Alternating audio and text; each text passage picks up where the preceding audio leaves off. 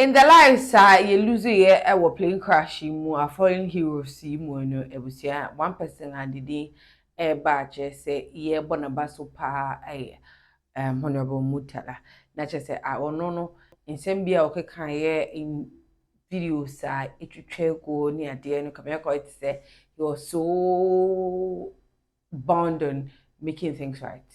Ono na che say videos wo free mu ebe nyina che say nsem o keka bi ene say sebe ejuma ye de ahwe nsa we ni ya bubu ni ye those ejuma ne ye honkonkon those life quotes nkofo a che say omo no omo imagine say ombe ni if they will do it there any ombe ni preko eno ena ya dia ye honorable Murtala nyame fa ne currency ye areba kwa ye de kind enti on social media there's no lots of people kase no kwasem ne say kase the lose will be there then we truly lost the patriots because no ohwe no nyade a wo baba fudwiri fakadam intense mbia enti everything about him was so nice pure and everything was okay internet just say no kwasem ne say bibia was grounding a low grind ebuzam yeah nyabema John Hughes and so adina no atuma no kwasem ne say o chechiri mu say senia honorable Murtala ni din ene enema efa no ho ba nyina no ensima positive dum say obia ogana kudim hana nkasa na nyina ye de anko shom say bisi se bri Ghana afa na ntima frat papa frat and I a story for the gods to be one of the names that pop up every time honorable Murtala na yere because now kofu bi na kase odikan boy amanes and very religious ma me no ejina ne hu so wo no enema bebre ho no ma se ehu ntem kwade a emfa ne so ampa wo ebedi dance ensu dia dance enu ntinom yenu ya be ma John Hughes chire mu se no kwasem ne se yetimi nya hwe kra emfa nche Murtala ni nyama wo say yitimi fa ne suban ni bi ene ya o yeye ene nsem bi o keka ya ni nyina mu no na se be mpedi so eya de a ede mfaso be brega no nanso owo defo ani owo kurade a enkwantume nyi ada otimi ekofa no ko hwi sa emane yeye ene ntino petrol tanka sankasa de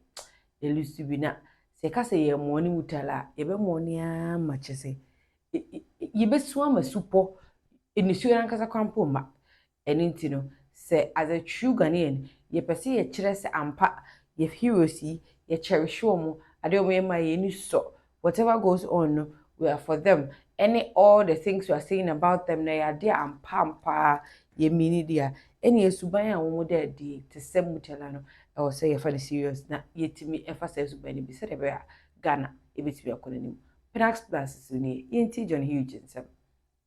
Listen to the video and watch as well, please. If you are an MP, wallahi, and you take a dime on that constituency and chop it on the day of judgment, you will account to the people. You will. And that is one thing many politicians are not aware of. If you take a dime that belongs to the state or the constituency on the day of judgment, you will account to every single individual who lives in that country or who lives in that constituency. Will you be able to justify this in the sight of Allah? Will you be able to do that? The challenges confronting us in this country is corruption. The challenges. I'm not a saint, but at least you do your possible best to avoid it. I don't have money. What I have, what I get is my salary.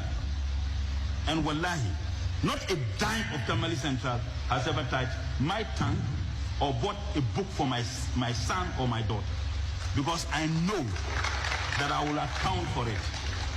And our society today, if you don't have money, you have no value in our society. The moment you are given appointment, your family thinks that their lives have changed. The moment you have a small opportunity, people think that you must provide. If you don't have, they disrespect you. And that has pushed several politicians to engage in corruption. That pushes people. And I am particularly worried. I am worried for myself as a Muslim. And I'm worried because which have I spent that I didn't need to spend? Which have I spent inadvertently or unknowingly that I shall account for it? That should be a profound worry That should be a warning to everybody. But we don't seem to care. They don't respect you. Even your colleagues won't value you because they think that you don't have the money they have in this country. There are politicians who could not even rent a room. And then they are busy putting up skyscrapers. Haven't they been told about the death of other politicians? Haven't they been told that there are politicians who had it all and they are no more? That is something that is profound heavy on me. Don't get me wrong. I'm not trying to play saint. Wallahi, Allah will bear me witness. Whatever I say genuinely. How would you be a leader? President Rawlings had unlimited power. He's gone. President Kufuor came, had power. He's gone. President Mills came, unfortunately by Allah's will, he's gone. President Mahama came, he's gone. Dr. Baumia came, he's going in 2024. Everybody will go.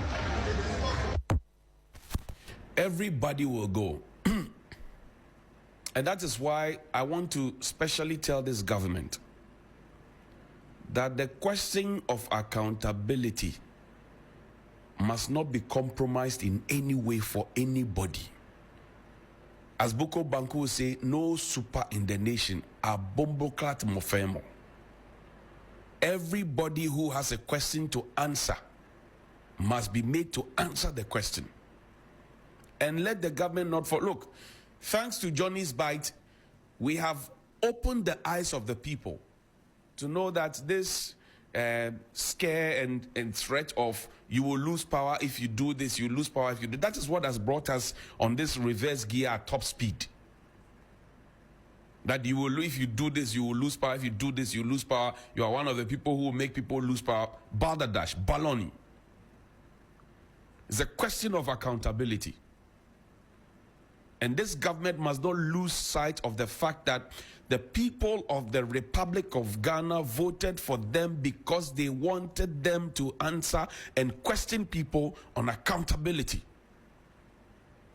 The question of accountability was missing in the previous government. The question of accountability was missing in the previous government. Accountability was a scarce commodity in the previous government. Corruption, which was the center of the campaign for the previous government before they got into government, you hardly heard of corruption being mentioned and how to tackle corruption in the previous government. That's why the people of the country got angry. One of the reasons, beyond the economy, and voted them out. So it behoves on this government not to cave into unnecessary pressure and emotional blackmail in their quest to make people account for every dime that belongs to the people. Every dime, every peso that belongs to the people. They must not cave in. Don't be afraid. If you do what is right, the masses will be with you. If you do what is right, the people will be with you. If you do what is right, the people will pray with you. If you do what is right, the spirit of the nation will be with you. But if you cave in, you will be on your own. The king will be naked. You will become a laughing stock at the end of the day. If for nothing at all, listen to what Comrade Murtala Mohammed said. He said, you will account for it. He was so strict in his Islamic values and principles and practice and all of that. So he believed so much that one day he was going to account for every single thing. Which was the reason he stuck to his guns. I had the opportunity and privilege to be close to him. And when you listen to him and you watch his lifestyle and you look at him, you know that yes, he's not a saint. Yes. But he knew.